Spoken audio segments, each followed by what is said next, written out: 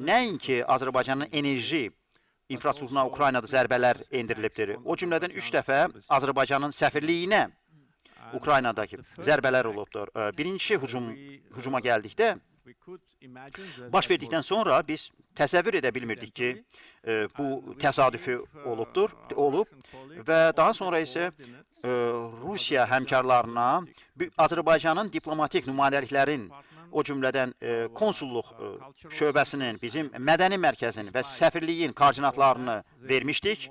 Amma buna baxmayaraq 2 əlavə hücum olmuşdur. Bu, bilərəkdən olaraq Azərbaycanın diplomatik nümayəndələrinə